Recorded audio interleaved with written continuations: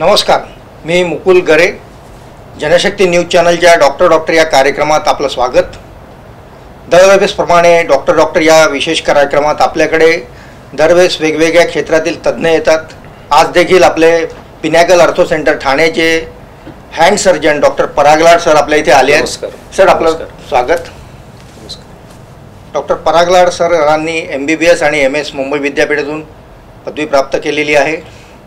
त्यांनी specialisation hand सर्जरीमध्ये केलेलं आहे. ते प्रशिक्षण त्यांनी मुंबई, कोइंबतूर आणि सिंगापूर येथे घेतलेले आहे.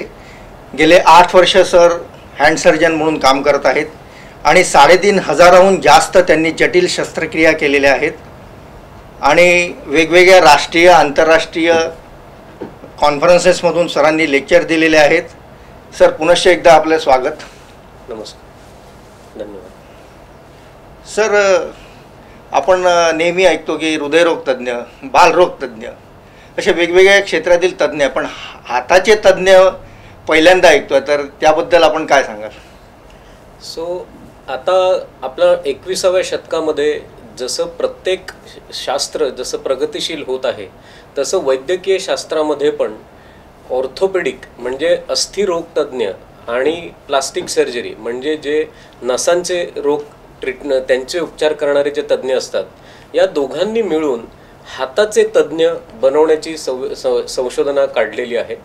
1980 पासून आपल्या देशामध्ये हाताच्या विकारांचे उपचार करणारे तज्ज्ञ आहेत आणि याचं ट्रेनिंग आपल्या ऑर्थोपेडिक किंवा प्लास्टिक सर्जरी ट्रेनिंग नंतर 5 वर्षाचं असतं. अरे बाबा. या हाताच्या विकारांमध्ये जन्मजात मुलांमध्ये सुद्धा हाताचे विकार आपल्याला आढळून येतात. काही मुलांमध्ये 2 बोटं एकमेकांना जॉईंट असणं, याला मेडिकल भाषेत आम्ही सिंडेक्टॅली म्हणतो. काही बाळकांना जन्मजात अंगठाच नसतो, सो त्यांना 4 बोटं असतात. सो हाताचे विकारांचे उपचार करणारे तज्ज्ञ आपल्याला दिलेल्या देवाने 4 बोटांपैकी एका बोटाचा आपण अंगठा बनवणं, अशी शस्त्रक्रिया करून त्याला जे अपंगत्व येणार होतं भावी आयुष्यात ते आपण बरं करू शकतो. दुसरे विकार असे असतात की आपण आज बघतो की सामान्य माणूस एका फॅक्टरीमध्ये किंवा इंडस्ट्रीमध्ये काम करताना त्याचा हात मशीनमध्ये येणं, किंवा साधं उदाहरण घेतलं तर ऊसाच्या रसाचं जे मशीन असतं त्याच्यामध्ये हात आला तर त्याला जी इजा होते ती जर हँड सर्जन म्हणजे हाताचे विकारांचे तज्ज्ञ यांच्याकडनं जर त्याचे उपचार झाले तर डेफिनेटली किंवा निश्चित रूपपणे त्याचे जे रिझल्ट आहेत ते खूप चांगले आहेत. दुसरे विकार हातांच्या रोगांमध्ये असतात ते म्हणजे बऱ्याच वेळा आपण बघतो की काही 40 ते 50 वयोगटातल्या महिलांमध्ये संधिवाताचा त्रास असतो.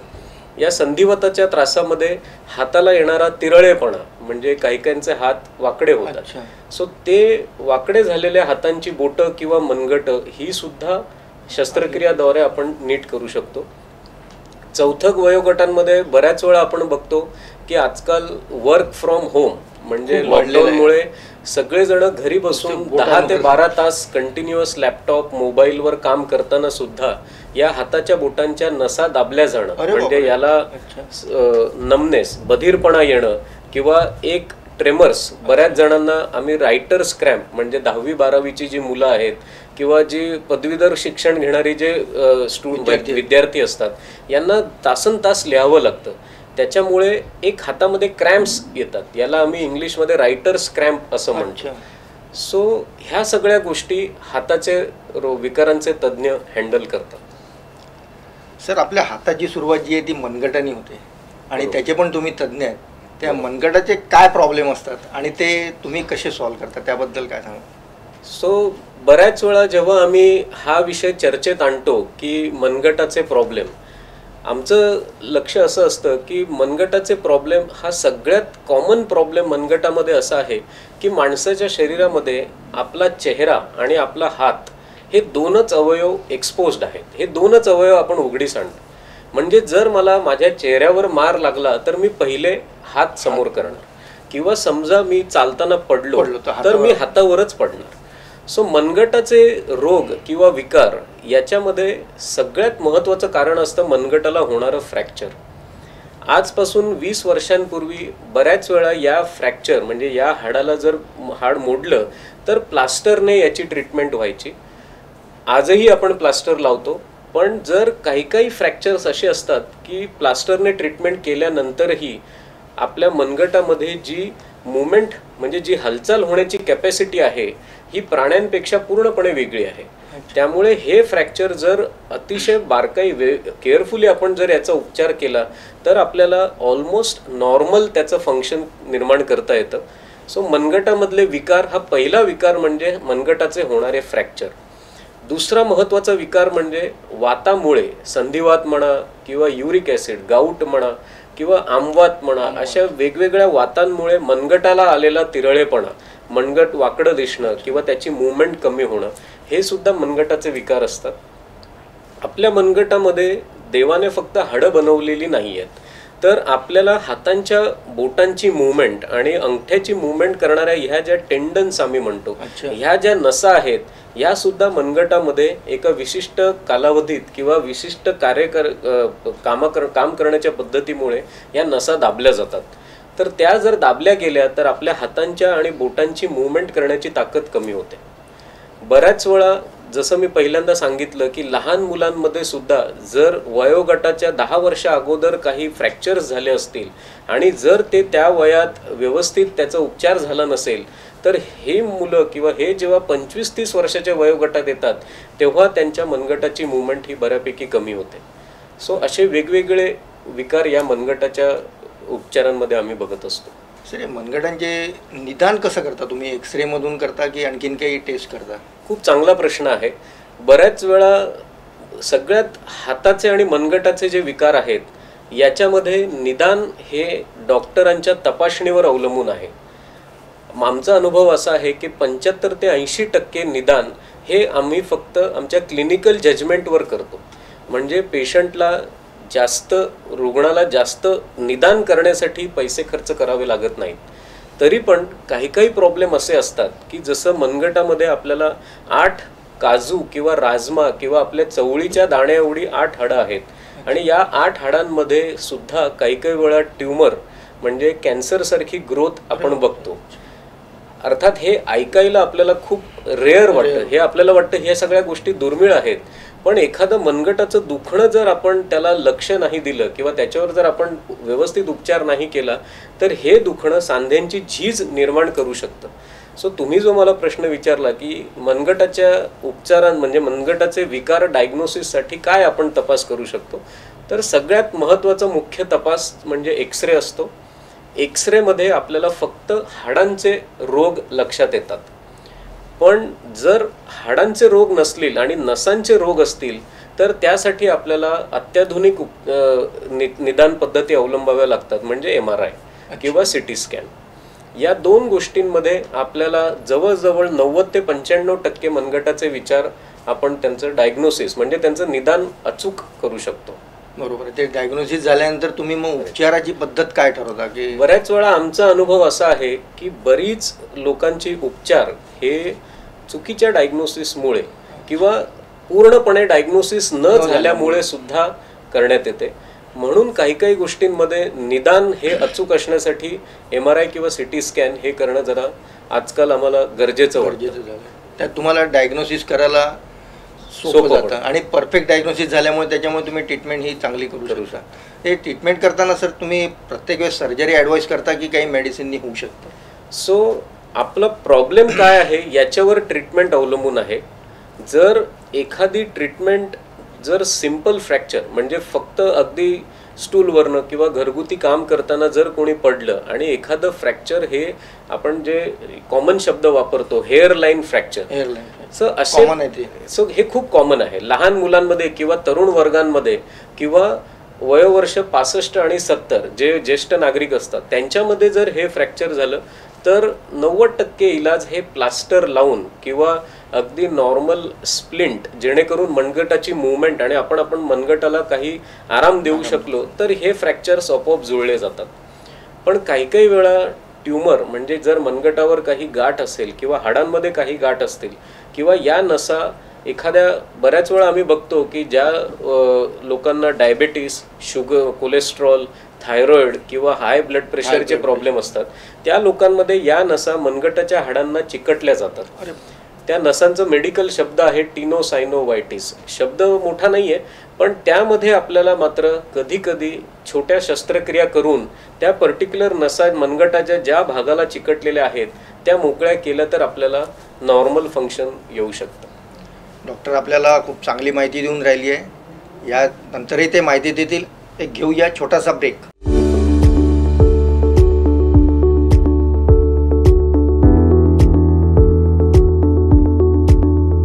प्रेक्षको, ब्रेक नंतर पुनश्च जनशक्ती न्यूज चॅनलच्या डॉक्टर या कार्यक्रमात आपलं स्वागत. डॉक्टर पराग सर, तुम्ही जे शस्त्रक्रियेबद्दल सांगत होतात त्या शस्त्रक्रिया करताना मग पेशंटला हॉस्पिटलाइज किती दिवस राहावं लागतं आणि ती किती कॉम्प्लिकेटेड केस असली तर तुम्ही त्याप्रमाणे कसं तुम्ही ॲडवाईस करता? सो या प्रश्नाचं उत्तर थोडं मी सविस्तर देऊ इच्छितो. Please sir. कुठल्याही मानवी शस्त्रक्रियांमध्ये दोन महत्त्वाचे भाग जे सामान्य जनतेला किंवा सामान्य माणसाला त्याचं मार्गदर्शन होणं खूप गरजेचं आहे. पहिली गोष्ट, एक जो सर्जन हे ऑपरेशन करतो ते, आणि दुसरी गोष्ट म्हणजे या सर्जरीसाठी दिली जाणारी जी भूल आहे त्याला आम्ही मेडिकल शब्द वापरतो ॲनेस्थेशिया. बऱ्याच पेशंट्सला ॲज अ डॉक्टर आम्ही सगळं शस्त्रक्रियेबद्दल समजावून सांगतो, पण पेशंटच्या मनात सगळ्यात जास्त भीती असते की मला जी भूल दिली जाईल त्या भूल जनरल ॲनेस्थेशियामध्ये बऱ्याच पेशंटला भीती असते. सो आता हँड सर्जरी म्हणजे हाताच्या विकारांचे जे ऑपरेशन्स आहेत हे मागच्या 10 वर्षात एवढं त्याच्यामध्ये प्रगती झालेली आहे की ॲनेस्थेशिया हँड सर्जरीमध्ये हा सगळ्यात सेफ म्हणजे अतिशय सुरक्षित हा विषय आहे. कारण मनगटाचे ऑपरेशन करताना 90 ते 95% रुग्णांना जनरल ॲनेस्थेशिया दिला जात नाही. आपण लोकल ॲनेस्थेशिया म्हणजे ज्या भागाचं ऑपरेशन करायचं आहे तेवढाच भाग आपण सुन्न करतो, किंवा खांद्याच्या मध्ये मानेतपासून हाताच्या बोटांपर्यंत येणाऱ्या ज्या नर्व्स असतात, नसा असतात, त्या नसांच्या मध्ये सोनोग्राफीच्या माध्यमातून जर इंजेक्शन दिलं तर फक्त तेवढाच हात सुन्न असतो. आणि पेशंट हा बऱ्याच वेळा तुम्हाला आश्चर्य वाटेल पण ऑपरेशन करताना पेशंट आमच्याशी गप्पा मारत असतो कारण त्याच्या हाताला संवेदनाच नसतात. So anaesthesia point of view म्हणजे भूल देणाऱ्या point of view hand surgery हाताचे विकारांचे किंवा मनगटाचे जे ऑपरेशन्स असतात हे खूप सेफ आहेत आणि सुरक्षित आहेत. आता जर सर्जन पॉइंट ऑफ व्ह्यू म्हणजे जो माणूस ऑपरेशन करतोय त्यांच्या दृष्टिकोनातनं जर आपण बघितलं तर बऱ्याच वेळा हाडांच्या शस्त्रक्रियांमध्ये आम्हाला प्लेट, स्क्रूज किंवा ते हाड जर व्यवस्थित बसवून त्याला पकडून ठेवण्यासाठी म्हणजे ते योग्य त्या पोझिशनमध्ये जोळेपर्यंत पकडून ठेवण्यासाठी आम्हाला काही इम्प्लांटची गरज असते. सो त्याच्यामध्ये ऑर्थोपेडिक वर्क जे हाडांचं वर्क आहे, प्लेट, स्क्रूज, वायर हे वापरलं जातं. बऱ्याच वेळा या गोष्टी हाताच्या शस्त्रक्रियानंतर ते काढण्याची गरजसुद्धा पडत नाही, ते चांगल्या क्वालिटीचे इम्प्लांट असतात. आणि तिसरी गोष्ट म्हणजे जे सॉफ्ट टिश्यू सर्जरी म्हणजे आम्ही हाडांच्या रोगांबद्दल नाही, ज्या नसांच्या सर्जरीज होतात त्या बऱ्यापैकी सेफ असतात आणि त्या लोकल ॲनेस्थेशियामध्ये होऊन जातात. म्हणजे जे नर्व्स डॅमेज वगैरे होतात ते तुम्ही नर्व्स डॅमेज किंवा टेंडन किंवा नसांना झालेले जे आजार आहेत, आता अत्याधुनिक प्रगतीच्या दृष्टिकोनातनं बघितलं तर यांना आम्ही मायक्रो सर्जरी म्हणतो. मायक्रो सर्जरी म्हणजे जी सर्जरी ऑपरेशन करताना मायक्रोस्कोप दुर्बिणीतनं बघून केली जाते. कारण ह्या ज्या नसा आहेत या नसांची जी रुंदी आहे ही 5 ते 6 केसां एवढी बारीक आहे. त्यामुळे या शस्त्रक्रिया जर आपण दुर्बिणीतनं बघून केल्या तर या नसांची नसा आपल्याला 5 ते 6 पट मोठ्या दिसतात आणि त्याच्यामुळे जर अचूक शस्त्रक्रिया झाली तर पेशंटचा रिझल्ट सुद्धा चांगला असतो. प्रेक्षको, आपण नेहमी खेळताना म्हणा किंवा कुठे काही ॲक्सिडेंट झाला तर हात आपला नेहमी डिस्लोकेट होतो. तर सर हा जो हात डिस्लोकेट होतो तर याबद्दल तुम्ही कसं ते सर्जरी लागते की काय, कसं काय, त्याबद्दल काय सांगाल? हा डिस्लोकेशन लोकांना सगळ्यांना माहिती आहे की ते गोष्ट आहे, त्याबद्दल थोडं मार्गदर्शन. मला अभिमानाने मी सांगू इच्छितो की महाराष्ट्रामध्ये मैदानी खेळ हे आपल्या राज्याची सगळ्यात मोठी परंपरा आहे. कबड्डी, खो-खो आणि हे जे खेळ आहेत ह्या खेळांमध्ये इव्हन आपला सगळ्यात आपल्यासाठी प्रिय खेळ म्हणजे क्रिकेट सुद्धा आहे, ज्याच्यामध्ये बॉलिंग करणं. सो याला आम्ही हाय वेलॉसिटी गेम म्हणतो. म्हणजे या खेळामध्ये माणूस कमी उंचीवरून पडतो पण तो जोरात पडतो. डिस्लोकेशन याचा अर्थ डिस्लोकेशन आणि फ्रॅक्चर याच्यामध्ये एक फरक आहे. फ्रॅक्चर म्हणजे हाड मोडणं आणि डिस्लोकेशन म्हणजे सांध्यातनं ते सटकून जाणं. आता बऱ्याच वेळा प्रत्येक खेळामध्ये फिजिओथेरपिस्ट म्हणा किंवा आजकाल आपण फॅमिली डॉक्टर्स किंवा बोन सेटर्स किंवा जवळपासचे जे ऑर्थोपेडिक सर्जन आहेत ते डिस्लोकेशन म्हणजे सांधा सटकलेला जो असतो खांद्यामधनं तो ते वेगळ्या पद्धतीने बसवून टाकतात। 80 ते 90% लोकांमध्ये जर तुम्ही डिस्लोकेशन म्हणजे जर खांदा सटकला आणि तो बसवला तर आणि त्याला जर आपण एक 3 ते 4 आठवड्याचा आराम दिलं तर 80 ते 90% लोकांमध्ये परत आपल्याला कुठली शस्त्रक्रिया किंवा कुठला तपास करण्याची गरज पडत नाही। पण काही काही लोकांचा खेळ हे त्यांचं जर प्रोफेशन असेल किंवा त्यांचं ते जर त्यांचं काम असेल तर अशा लोकांमध्ये याला आम्ही म्हणतो रिकरंट डिस्लोकेशन म्हणजे हे परत परत होत राहतं। अशा लोकांच्या अशा केसेसमध्ये आम्हाला मात्र MRI आणि एक विशिष्ट प्रकारचं एक्सरे करून त्या डिस्लोकेशनमध्ये तो सांधा पकडून ठेवणाऱ्या ज्या नसा आहेत त्या नसांना कितपत इजा झाली आहे किंवा त्या किती फाटलेल्या आहेत त्यावरून आपल्याला पुढचा ट्रीटमेंट ठरवावी लागते। सो जरी मी सांगितलं की 80 ते 90% लोकांना दुसऱ्या ऑपरेशनची किंवा परत ते न होण्याचे चान्सेस जास्त असतात, पण ज्यांना हे वारंवार होतं रिकरंट डिस्लोकेशन ऑफ शोल्डर हे जर वारंवार होत असेल तर आपल्याला जर आपण दुर्बिणींची शस्त्रक्रिया करून त्याला आम्ही शोल्डर आर्थ्रोस्कोपी असं म्हणतो तर शस्त्रक्रिया करून जर त्या नसा आपण परत त्या बोन्सवर हाडांवर जर फिक्स केल्या तर हे डिस्लोकेशन आयुष्यात परत न होण्याचे चान्सेस खूप चांगले असतात। कारण ते वापरत हात नेहमी बॉलर असेल किंवा काय असेल तर ते रेग्युलर वापरत असल्यामुळे त्यांना अगदी प्रॉब्लेम। सो हाताचे आणि खांद्याचे शस्त्रक्रिया आणि रोग यामध्ये आम्ही फिजिओथेरपीला पण खूप प्राधान्य देतो।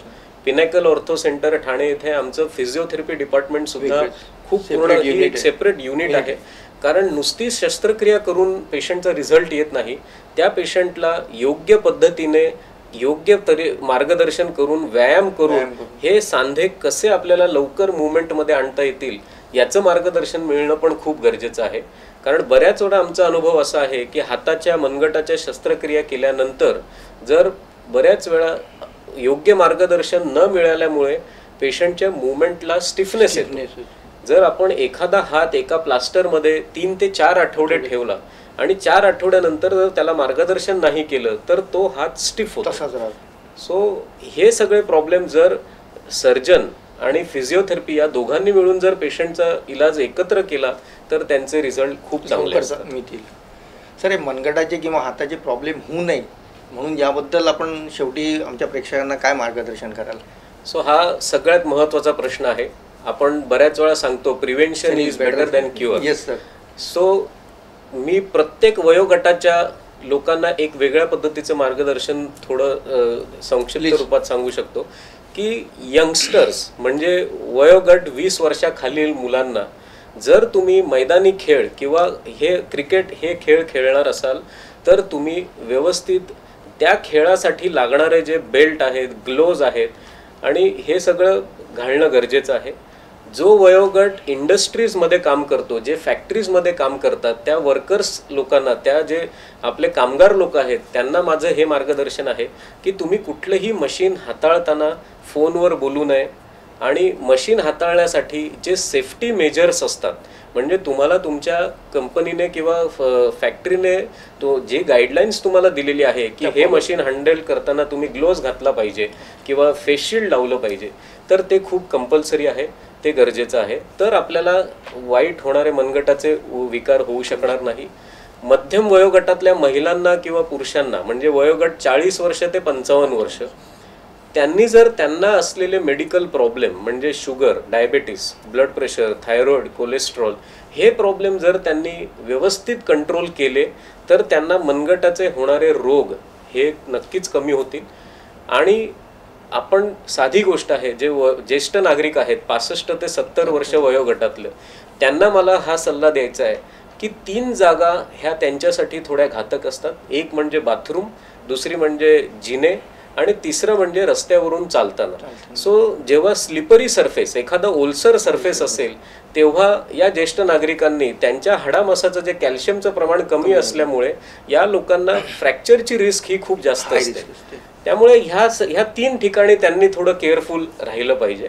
आणि चौथं आणि सगळ्यात महत्त्वाचं मार्गदर्शन मला सगळ्यांना सांगायचं आहे की तुम्हाला जर मनगट किंवा हात किंवा खांदा याचं 5 गोष्टी आम्ही लोकांना समजावून सांगतो की जर इथे दुखापत असेल, कुठलाही मार न लागता जर मनगटात पेन होत असेल, त्याचं दुखत असेल, किंवा तिकडे एखादं सूज किंवा स्वेलिंग किंवा एखादी गाठ असेल, तिसरं म्हणजे हातांमध्ये मुंग्या येत असतील किंवा हात काम करताना हात थरथरत असतील किंवा काही कारणास्तव मनगटाची जर मूवमेंट कमी होत असेल, नुसतं मनगट नाही, खांदा, कोनी, मनगट, हात आणि अंगठा याची जर मूवमेंट कमी होत असेल तर तुम्ही ही लक्षणं दुर्लक्ष करू नका आणि तुमच्या फॅमिली डॉक्टर किंवा तुमच्या जवळच्या ऑर्थोपेडिक डॉक्टर यांच्या माध्यमातून हँड सर्जनपर्यंत पोहोचण्याचा प्रयत्न केला पाहिजे.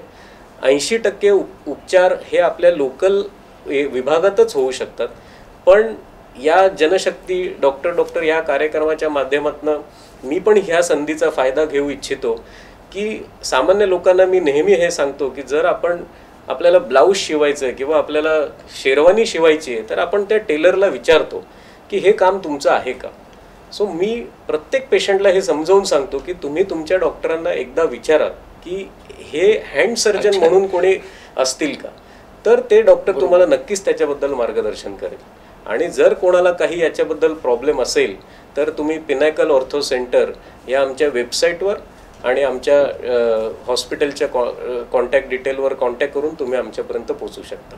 सर, मनगटासाठी आणि हातासाठी आहारातून काही काळजी घेऊ शकतो आपण? हो, नक्की. हा खूप चांगला प्रश्न आहे. सो आहार आणि हाडांचं प्रॉब्लेम ह्यांचा खूप जवळचा संबंध आहे. सगळ्यात नुसतं पहिली गोष्ट म्हणजे आहार हे महत्त्वाचं आहेच, पण त्याच्याबरोबर आपली जी जीवनशैली आहे, आपली कार्य करण्याची जी पद्धत आहे ही सुद्धा आपण बदलली पाहिजे. आजकाल आपल्याला हे समजून घेतलं पाहिजे की हाडं आणि मसल्स म्हणजे आपले जे स्नायू आहेत याच्यामध्ये जर आपल्याला कॅल्शियमचं प्रमाण जर मेंटेन ठेवायचं असेल तर आपल्याला कमीत कमी 15 ते 20 मिनटं सूर्यप्रकाशाचं एक्सपोजर होणं गरजेचं आहे. हे सकाळी 11:30च्या अगोदरचं सूर्यप्रकाश घेणं खूप गरजेचं आहे. कमीत कमी 8 मिनटं आणि जास्तीत जास्त 15 मिनटं जर आपण सूर्यप्रकाश घेतला तर हाडामासांचं व्हिटॅमिन डीचं जीवनसत्व हे नैसर्गिकरित्या आपल्या शरीरात इनकॉर्पोरेट होतं आणि आपली फ्रॅक्चरची रिस्क कमी होते. आणि आहाराबद्दल जर विचारलं, व्हेजिटेरियन आणि नॉन व्हेजिटेरियन या दोघांसाठी थोडे वेगवेगळे सल्ले असतात. व्हेजिटेरियनमध्ये जे काही पांढरं आहे म्हणजे दूध, पनीर, चीज हे लक्षात ठेवायला सोपं असतं आणि हिरव्या पालेभाज्या, त्याच्यानंतर सगळ्या प्रकारची कडधान्य याच्याने आपल्या शरीराचं कॅल्शियम आणि प्रोटीन्सचं कंटेंट हे खूप चांगलं राहतं. रोगप्रतिकारक शक्ती सुद्धा वाढते. आणि नॉन व्हेजिटेरियन लोकांमध्ये अंड, त्याच्यानंतर म्हणजे आपलं चिकन या सगळ्या गोष्टीतनं जर आपण ॲटलिस्ट त्याचा बॅलन्स डाएट, एक योग्य तो आहार आठवड्यातनं जर आपले 4 मील आपण योग्य ठेवले तर तुम्ही नक्कीच हाडांच्या विकारापासून लांब राहाल. आज आपल्याकडे डॉक्टर या कार्यक्रमात डॉक्टर पराग लाड सर यांनी फार छान मार्गदर्शन केलेलं आहे. सर, धन्यवाद इथे आल्याबद्दल. मागच्या वेळेस मी सांगितलं होतं की पिनॅकल ऑर्थो सेंटरचे सुरुवातीला आपल्या इथे आले होते डॉक्टर योगेश वैद्य, ते जॉईंट रिप्लेसमेंट ऑर्थोपेडिक सर्जन आहेत. नंतर डॉक्टर संदीप वैद्य हे पेडियाट्रिक ऑर्थोपेडिक आहे, ते ठाणे जिल्ह्यातील प्रथम पेडियाट्रिक ऑर्थोपेडिक सर्जन आहे. आणि सर जे आज आले आहेत ते डॉक्टर पराग लाड, ही एक हिऱ्यांची खाण आहे आणि तिसरे हिरे आज आपल्या भेटीला आले होते डॉक्टर पराग लाड सर. आणि पूर्ण महाराष्ट्रात सर फक्त हँड सर्जरीसाठी व्हिजिट देऊन ऑपरेशन करतात. ऑर्थो रिलेटेड तुम्हाला कुठलेही प्रॉब्लेम असेल प्रेक्षको, तर पिनॅकल ऑर्थो सेंटर ठाणे येथे आपण योग्य मार्गदर्शन घ्या. सगळे टीम तिथे अवेलेबल आहे. आपण हा कार्यक्रम पाहिला त्याबद्दल आपला धन्यवाद. पुनश्च एकदा सर धन्यवाद. तर प्रेक्षको, आनंदी राहा, सुखी राहा आणि हेल्दी राहा. धन्यवाद.